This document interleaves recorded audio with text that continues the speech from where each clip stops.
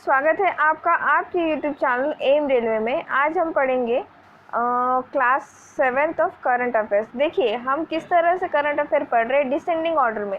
सबसे पहले हमने स्टार्ट किया था सितंबर, अगस्त, देन जुलाई, देन जून एंड देन मई। आज जो है मई मंथ के हम करंट अफेयर ख़त्म करेंगे। 6th एंड 7th जो क्लास है उसमें मई मंथ के करंट अफेयर हमारे ख़त्म हो चुके हैं। देखिए दो पॉसिबिलिटीज़ है। एक पॉसिबिलिटी ये है कि पहले ही पेपर सेट हो चुका होगा यानी कि फरवरी मंथ में, या फिर पॉसिबिलिटी ये भी बन सकती है कि अभी अभी सितंबर मंथ में पेपर सेट हुआ होगा। तो दो भी पॉसिबिलिटीज़ में आप ही का फ़ायदा है।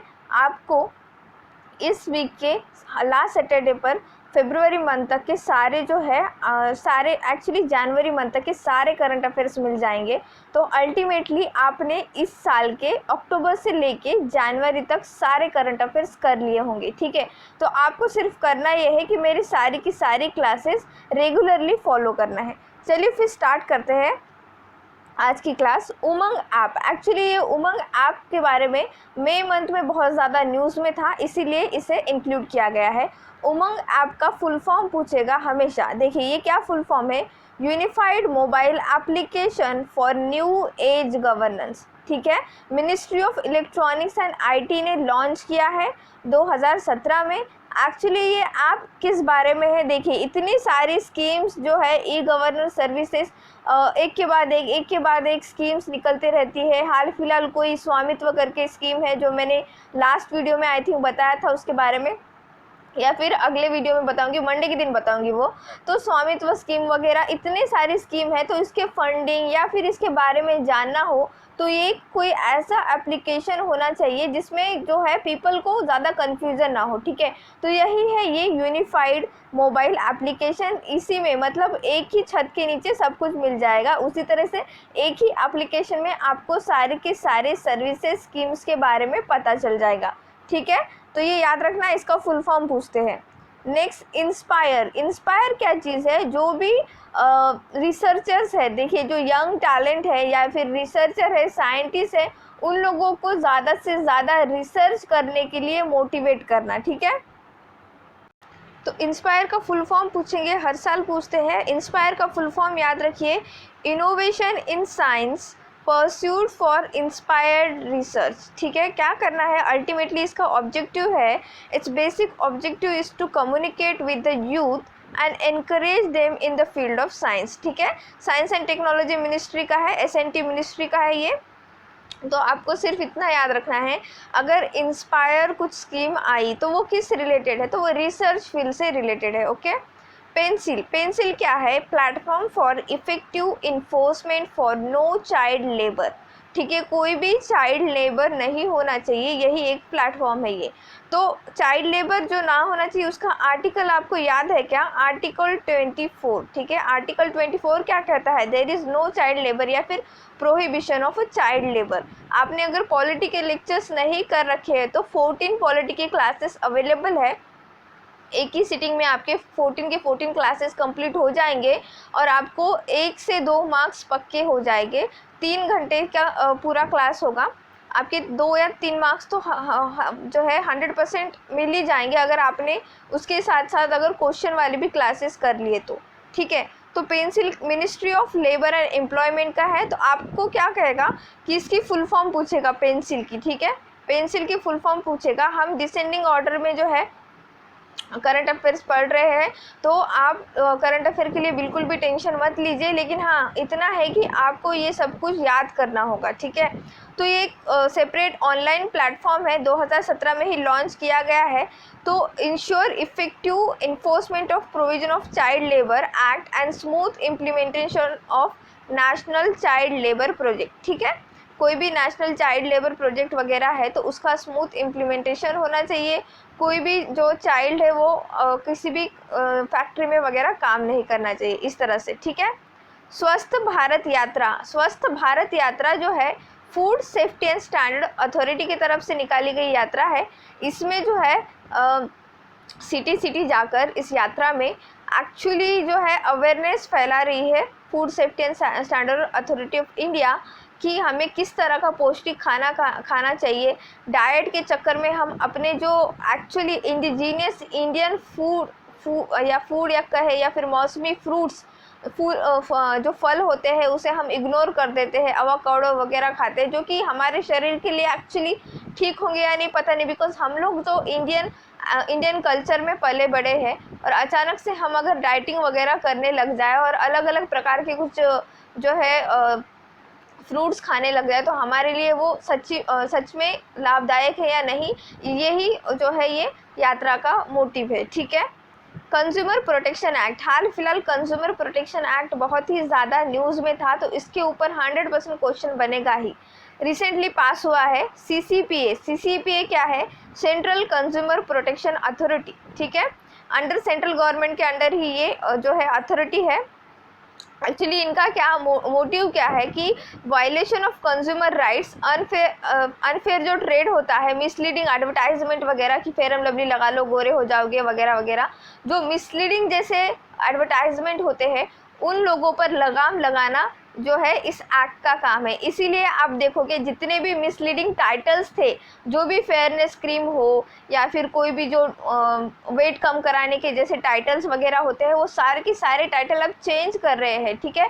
तो इसी एक्ट के तहत अगर उस तरह से कुछ नहीं किया जाएगा तो बहुत बड़ा जो है जुर्माना तो देना ही पड़ेगा, या फिर ऐसा हो सकता है कि वो कंपनी भी बंद हो जाए। ठीक है। तो it will have investigation wing also. ठीक है। अगर कोई इस तरह से काम नहीं कर रहा है, ठीक से काम नहीं कर रहा है, तो उसके ऊपर कमेटी बिठाई जाएगी और उस कंपनी का क्या करना है ये भी सोचा जाएगा।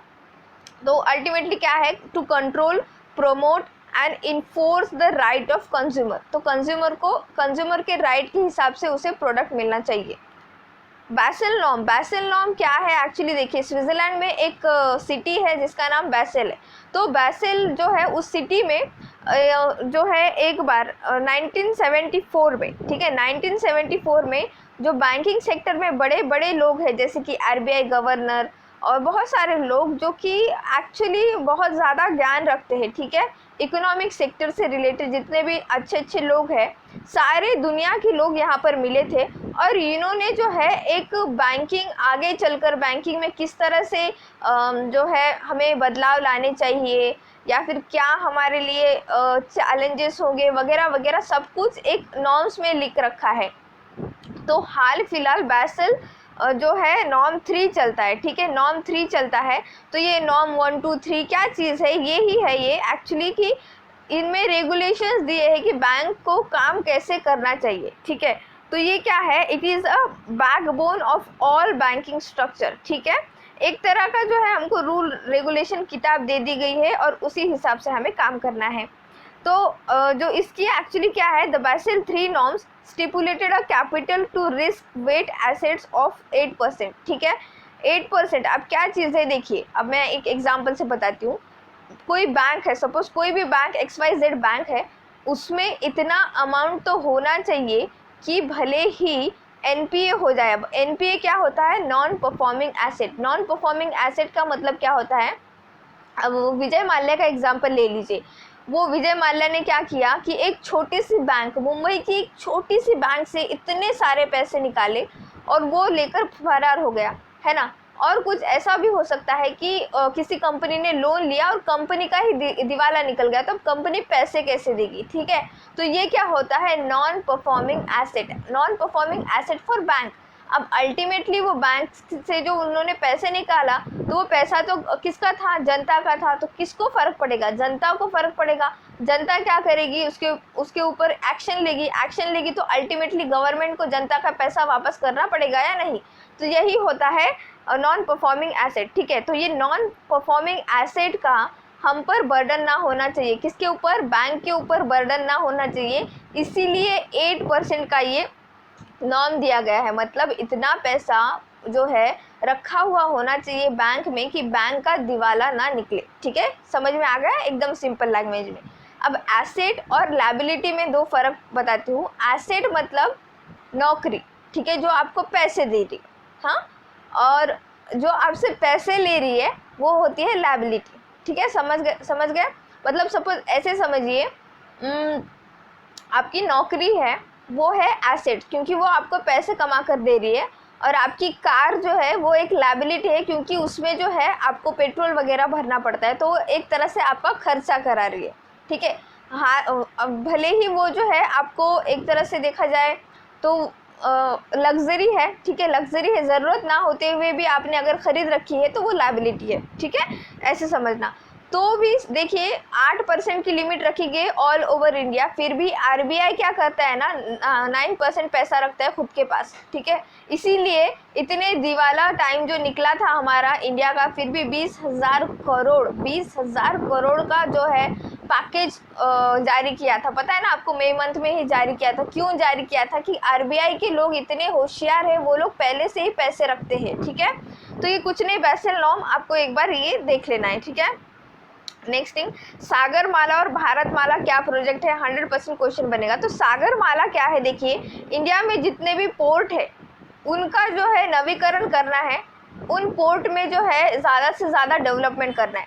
अब पोर्ट में अगर आप डेवलपमेंट कर लोगे, ठीक है, बाहर देश से सामान मंगाओगे पोर्ट में, तो एक्चुअली ज़मीन पर लाने के लिए या फिर कहे अलग अलग राज्य में ले जाने के लिए रोड भी तो अच्छे होने चाहिए, इसीलिए भारतमाला प्रोजेक्ट है, ठीक है। भारतमाला प्रोजेक्ट है रोड से रिलेटेड, ठीक है, याद रखना। मिनिस्ट्री ऑफ शिपिंग का है ये सागरमाला, ठीक है, याद रखना। नेक्स्ट, स्मार्ट इंडिया हैकाथॉन 2019 में हुई थी। स्मार्ट इंडिया हैकाथॉन का क्या कहना है कि ऑर्गेनाइज बाय एचआरडी मिनिस्ट्री, ठीक है, एचआरडी मिनिस्ट्री। और इसमें हुआ क्या था एक्चुअली, इस हैकाथॉन में दुनिया भर से लोगों को बुलाया गया था। Unique open invitation model for identifying new and जो भी अपकमिंग चैलेंजेस है ना, उस चैलेंजेस को एक्चुअली किस तरह से टैकल करना चाहिए, तो दुनिया भर से लोगों से जो है आइडियाज़ मंगाए गए इस हैकाथॉन में। तो आपको सिर्फ इतना पूछेगा स्मार्ट इंडिया हैकाथॉन कब हुआ था और वो किस रिलेटेड है, ठीक है। मूव हैक करके नीति आयोग और सिंगापुर का भी इसी तरह से सेम हैकाथॉन था, जिसमें जो है दुनिया भर से जो आइडियाज़ मंगाए गए थे, ठीक है। ये आपको पूछा जा सकता है। 7 क्या है, 7 नीति आयोग का ही एक इनिशिएटिव है, नीति आयोग और स्टेट गवर्नमेंट का। तो इसका फुल फॉर्म पूछेगा sustainable action plan for transforming human capital, ठीक है, sustainable action plan for transforming human capital. तो two health and education sector है इंडिया में, उसमें जो है ज़्यादा से ज़्यादा हमें ट्रांसफॉर्म करना है। ह्यूमन कैपिटल मतलब जितने भी ह्यूमन रिसोर्सेस है, जैसे कि गवर्नमेंट एम्प्लॉयज़, प्राइवेट एम्प्लॉयज़, इनका ज़्यादा से ज़्यादा किस तरह से हम इस्तेमाल कर सके अच्छे काम के लिए, ठीक है, इतना ही है। मतलब उनका एक्शंस किस तरह से ट्रांसफॉर्म करे कि ह्यूमन कैपिटल में उसका इम्प्लीमेंटेशन ज़्यादा हो, ठीक है, याद रखना। उन्नत भारत अभियान क्या है, उन्नत भारत अभियान के तहत 5 विलेज जो है अडॉप्ट करना था बिग बिग कंपनीज को। जितने भी बड़े बड़े नाम आप सुनते हो, तो वो उन बड़े बड़े कंपनीज ने जो है 5-5 विलेजेस अडॉप्ट करना है और उन विलेज का उद्धार करना है, बस, बिल्कुल, और कुछ भी याद नहीं रखना। उन्नत भारत अभियान बोलते ही विलेज से रिलेटेड, हमारी एक टाउन से, छोटे से टाउन से रिलेटेड, और ह्यूमैनिटेरियन मतलब इंसानियत के नाते आप वो 5 जो है विलेज अडॉप्ट कर लीजिए, गोद ले लीजिए और उन 5 विलेज का उद्धार कीजिए, दैट्स इट। आयुष्मान भारत योजना, अब आयुष्मान भारत योजना के बारे में सबको पता है, ठीक है। तो सबसे पहली बात ये पूछा जा सकता है कि किसने लॉन्च की, तो प्राइम मिनिस्टर मोदी जी ने लॉन्च की। दुनिया की सबसे बड़ी हेल्थ केयर प्रोग्राम स्कीम है ये, ठीक है, ये भी याद रखना। और लॉन्च कहाँ से हुई थी ये क्वेश्चन बन सकता है, तो रांची से हुई थी, झारखंड, रांची से हुई थी।